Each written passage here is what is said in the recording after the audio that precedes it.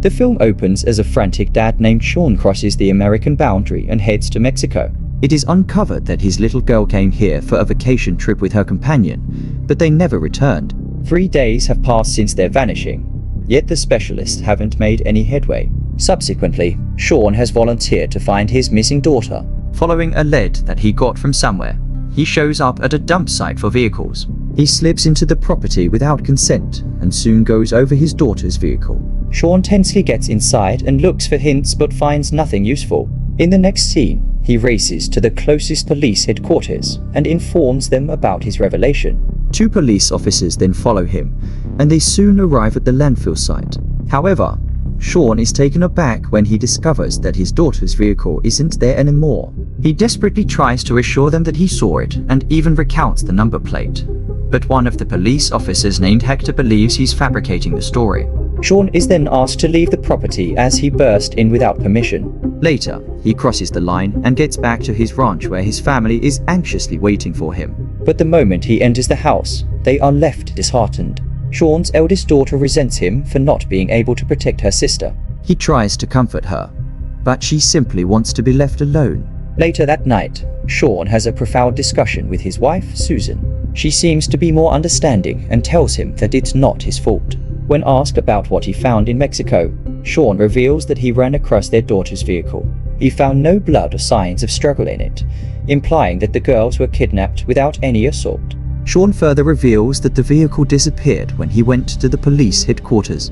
He thinks that even the police are in on it, so he intends to visit the Department General the next morning. Shawn is visited by one of his dear friends, Max. Through their conversation, we get to know that the 2 men are ex-military, and Shawn was the colonel of the team. They were assigned to very dangerous missions, most of which required the total clear out of criminals. Max offers to help his friend find the culprits responsible for the situation. He even explains how he will brutally torture them until they stop breathing. However, Shawn doesn't think this is necessary and wants to resolve the situation as peacefully as possible. Later, he, along with the other missing girl's father, heads to the department's office. The latter is aware of the entire situation, but he shockingly suggests that to forget about their daughters. He reveals that a deadly cartel runs this city and they are notorious for killing whoever comes in their way. Last week, they killed nearly 37 people for interfering in their business. The department also reveals that a year ago, a fair officer was assigned here and he tried to tackle the cartel problem. But one night, some gangsters broke into his home and gunned him down along with his entire family. Since then, the entire police headquarters works for the cartel, and no one dares to go against them. After hearing all this, the 2 dads become really stressed. They wonder why their daughters were targeted, to which the department explains that the cartel is also notorious for human trafficking. He then apologizes and says he cannot do anything in this regard. Realizing that no one will help, Shawn gathers the media and explains the entire situation on live television. He also advises his daughter to be patient, promising to rescue her soon. The news is watched by millions across the world, including the head of the cartel gang, Victor Gizede. He does a bit of digging and finds out that Shawn is ex-military and that he received various decorations for his bravery. Victor fears that Shawn will come after them soon, so he decides to take action. Later, he successfully gathers the 2 men who are responsible for kidnapping the American girl. They are none other than Hector and his accomplice. Victor scolds them for failing in their mission, as they've kidnapped the wrong target. As a punishment, he orders the immediate execution of the second cop. Hector is spared for now, but he must help them bring Shawn's head. Victor then instructs his right-hand man, his brother Carlos, to send a mercenary troop to Texas. He wants Shawn and his entire family dead within 24 hours. He also wants to make a statement that anyone who messes with the cartel, even from across the border, will pay for it. The very next morning, a large convoy of cartel members, led by Carlos, enters the US through a secret tunnel. They appear to be heavily armed, eager to slaughter the family. Meanwhile, we see Shawn at his farm hunting foxes using his sniper. As he tries to focus, he suddenly spots the cartel vehicles heading toward him. Frightened, he quickly rushes inside the house and instructs his wife and daughter to hide upstairs. Shawn then takes shots at the enemies and manages to kill some of them, but he is eventually forced to take cover when the entire gang starts firing indiscriminately. Elsewhere, a cop is about to eat when he gets a call from the station. He is told to check on the farm where some shots have been reported. Were they shooting aimlessly? Yes.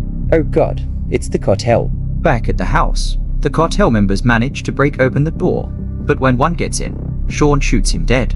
He then breaks plates all over the floor to track their movements. Frustrated by the lack of progress, Carlos orders his men to head in separate directions. He also forces Hector to go upstairs and search for the family.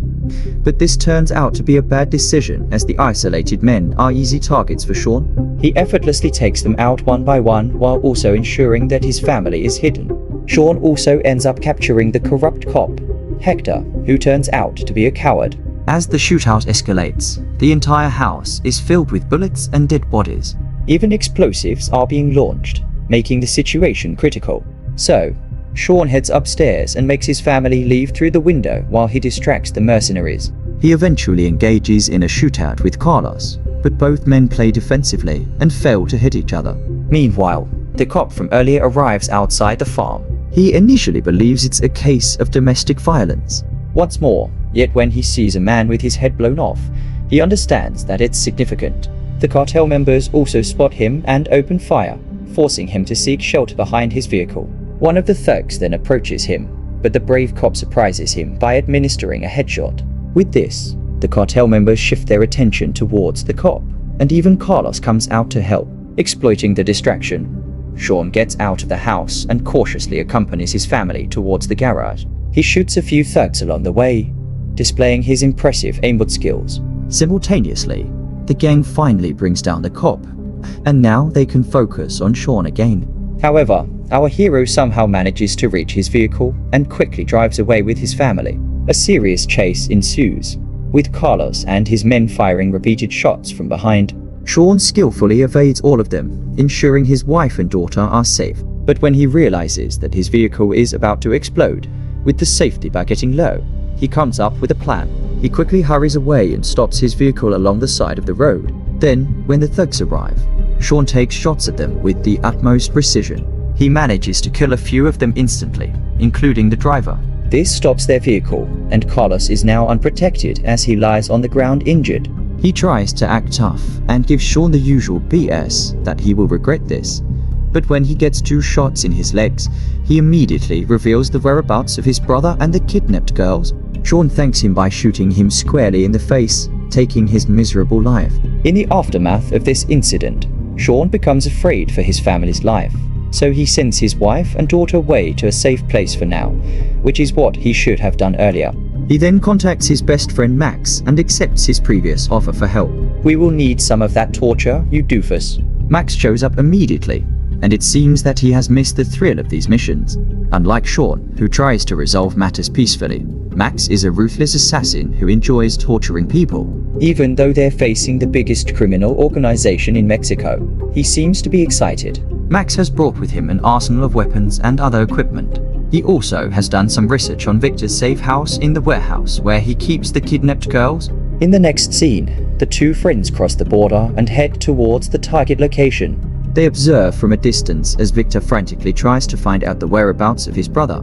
It turns out he's still unaware that Carlos has not only been killed, but also betrayed him. Then, with no further ado, the ex-soldiers grab their weapons and penetrate the mansion. Using their supreme combat skills, they manage to take down the guards one by one. Victor hears the shots from his room and becomes scared. He realizes that the Americans have finally come for him, and there's no way to escape. On the other hand, Max and Shawn continue their surge. They appear to be unstoppable, and the thugs are not even able to touch them. Even the head of security, a tough guy, is gunned down like a measly little Jigglypuff. In the end, the 2 manage to reach the room where Victor is hiding. The cartel boss initially tries to act tough and boldly claims that his men are arriving, but Shawn loses his temper and brutally beats him while demanding to know the whereabouts of his daughter. When Victor can't take the punishment anymore, he consents to take them to the location. The 3 then get into a vehicle and soon arrive at the warehouse where the girls are kept. Max and Shawn have no trouble killing the NPC guards. Finally, our hero manages to find his daughter, and they have an emotional reunion. Her friend is also there, alive and in good condition. Before more thugs arrive, Shawn quickly grabs the girls and leaves. But the bad boy Max isn't done yet. He came here for one thing, and he's determined to do that.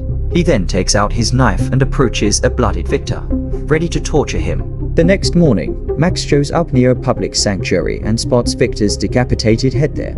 "Call me Geralt of Rivia," he says, seemingly satisfied with what he's done. Meanwhile, Shawn and his entire family are finally reunited and back at the ranch. To celebrate the occasion, he decides to shave his beard and mustache.